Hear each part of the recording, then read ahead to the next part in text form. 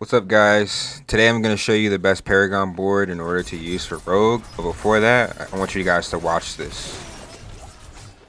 I know, I'm sorry, I'm using Twisting Blades, but just wait.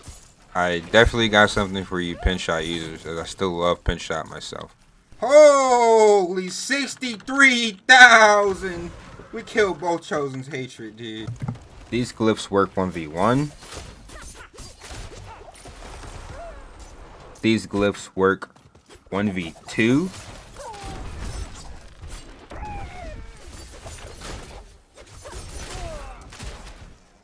And these glyphs work even in PvE. That is the main reason I'm showing this to you guys. Both of these builds, my Twisting Blade and my Pinshot build, are sharing the exact same Paragon board. The only thing that I'm doing is changing the glyphs. So if you want to destroy bosses, you want to destroy players, you want to destroy high level, high tier dungeons, this is the Paragon guide for you. Alright guys, so I want to show you my glyphs here. Essentially what I'm going to do, I'm going to put a link to both variations and full complete builds, because I've had a lot of people ask me for a fully complete Maxroll guide, like D4 planar guide for both my Pinshot build. So I'm just going to drop the Twisting Blades version and the Pinshot version of my build, full build in the description.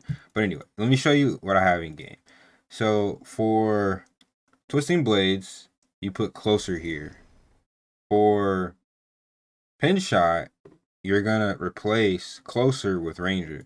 And these are totally interchangeable. It's that easy. It doesn't even cost money because it's just a glyph. You're not changing any nodes unless you really want to focus on one or the other. But I'm telling you that this build is, as it is strong either way. So I'm going to tell you guys why I'm using the glyphs that I'm using and explain in full detail, okay? If you just care about the build, it's going to be in the description.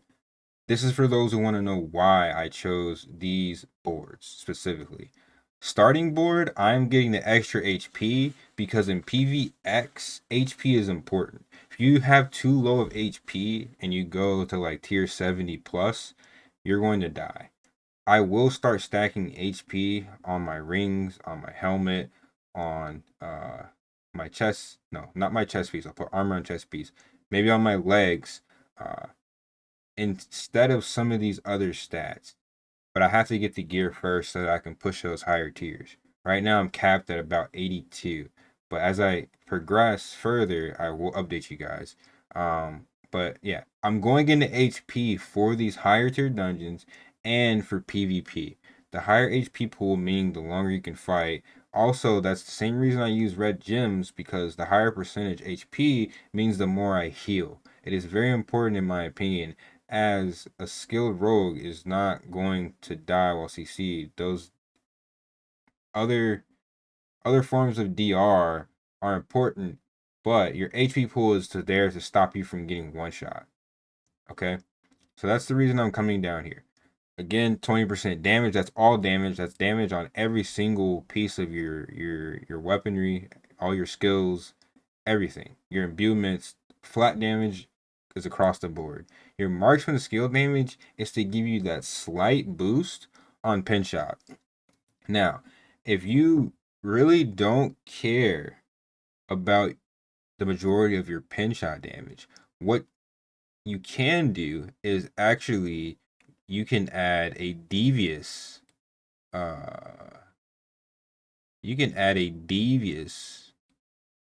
into this glyph spot. And what devious is going to do is give you 22% flat damage, and again, more damage to crowd control targets. So this is more of a opportunist one-shot build. When you CC them, you're going to do insane damage with your imbuement because that 22% flat damage applies to all damage, and then you have a damage multiplier for crowd controlling targets. This works again in PvX as well as PvP. But you have to be more cognizant of using your imbuements because you're not boosting your overall ranger damage. So those are the 3 glyphs that I use at the start of this build. Okay. Now for the next board, I have imbuement, a massive amount of imbuement damage. And what I'm getting here is non-physical damage as well as imbuement skill damage and imbuement a small amount of imbuement skill cooldown. Obviously, the non-physical damage is in addition to your poison damage. Uh, and then the imbuement skill damage boosts the overall skill damage of a skill when using the poison imbuement. So that is how I'm getting these huge one shots with pin shot. And it also works the same with twisting blades. You stack 3 combo points and then you spam your poison. You can do the same thing with pin shot. However, it is a little better if you stack 3 combo points at all times before using imbuements on pin shot. Okay? That is the majority of the reason for that board. The extra healing on potions is nothing to scoff at. Also, I'm getting intelligence down here. I'm getting vulnerable damage. Vulnerable damage is going to allow me to do double damage when I apply vulnerability with puncture in my normal attack, which is also my resource generator. I got combat here. Oh, actually, let me come back. I have Bane here, which is boosting my poison damage from my imbuement. And then the additional bonus on Bane has a chance to double the effects. So every now and then when this procs, it's 10%. It's not very consistent, but when it procs, you will completely one shot anybody, everybody. They're gone out of there. It's insane. But yeah, coming back here, combat. That's gonna boost the critical strike damage of my core skill. Meaning, because I'm using a core skill for imbuement, my critical strike cap, meaning I can crit higher damage numbers with my core skill, which is pin shot or twisting blades. And because I have higher crit damage, it's gonna pair very, very, very well with using poison imbuement. Here I have exploit weakness to give a 15% damage multiplier, and then I have 32% damage to elites. Okay, elites count as players as well as bosses. This damage to elites is really what allows this build to do so much good single target damage, whether I'm pin shot or twisting blades. They both do amazing boss damage. Coming over here, we have damage to close enemies. Now, because I'm using 2 daggers, this is the reason I spec so much into damage to close enemies. Damage to distant enemies does not scale that well for Rogue.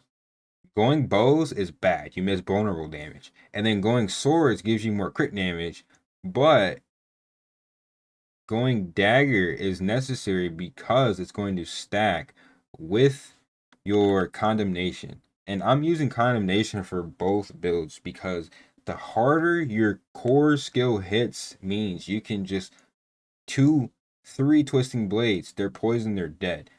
2 pin shots, they're poisoned, they're dead. If you want to go full out PvE, yeah, you could use Asher's Conjar for PvE for twisting blades. But either way, all daggers are the best in one hand on Rogue. And if you go sword, you're going to split your stats. You're going to be getting crit damage, but you're not going to be getting so much damage to close.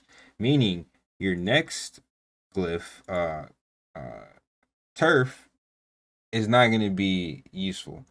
I'm stacking so much damage to close because it works for both builds. When you shadow step, you're close. When you dash to someone, you're close.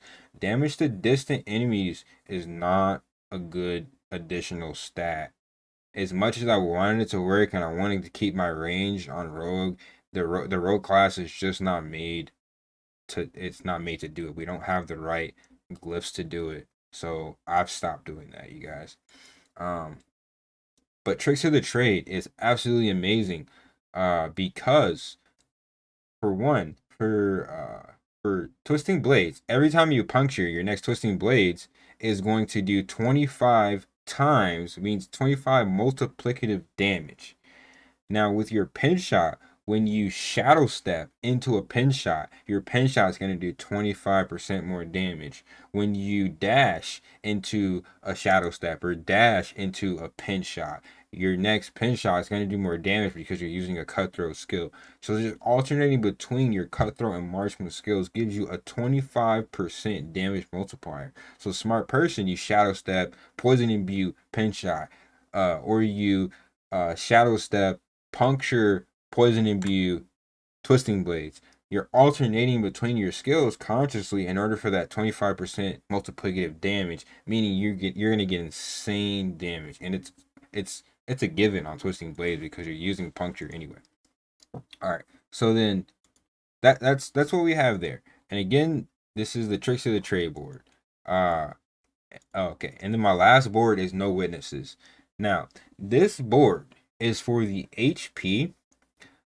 However, because it has so much strength, that is why I am going into exploit and vulnerable damage. I could even boost my vulnerable damage more here.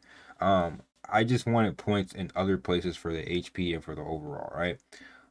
But again, so I'm getting max life in this board, and I'm also getting flat damage. So this is a utility board. If you want to go pure damage, pure DPS, pure glass cannon, you can drop this board and you can go for something else. However, I want to push high tier content, so I like to have the health pool. And for PvP, definitely recommend to have the extra HP and the extra flat damage. So you have both both as utility to supplement your other skills. All right. Vulnerable damage, again, we've already explained that. And then you know, it's never really worth it going fully into no witnesses. This is as deep as I'll ever go. You could potentially go for damage to healthy enemies and the extra crit damage if you had the extra points, but that is, you're gonna have to take it from somewhere else. And I really have this to the point where this is a very, very tight board. This is a very, very tight board. Yeah, I'm gonna drop this back on there because I'm probably gonna swap back TB pretty soon. All right, you guys. Again, let me just show you again the reason I'm using closer, whether it's pin shot or twisting blades, is because I'm using 2 daggers. I have this 820 dagger. Now, if you go sword, maybe turf is not going to be that important to you. But keep in mind, turf, don't underestimate it as a pin shot range user, right?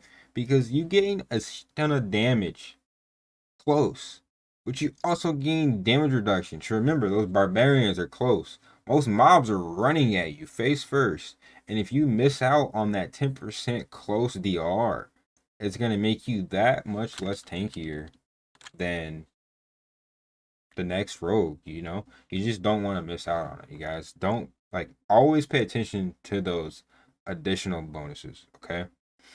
All right. Please, if you guys have any questions, any comments on the Paragon boards, that please let me know. This is, my builds are always ongoing. Keep that in mind. This is coming very close to what I believe to be the ideal spot for our build for season 1. Going into season 1 for Rogue. I'm gonna be going both Twisting Blades and Pin Shot because playing every build is my goal when I play Rogue.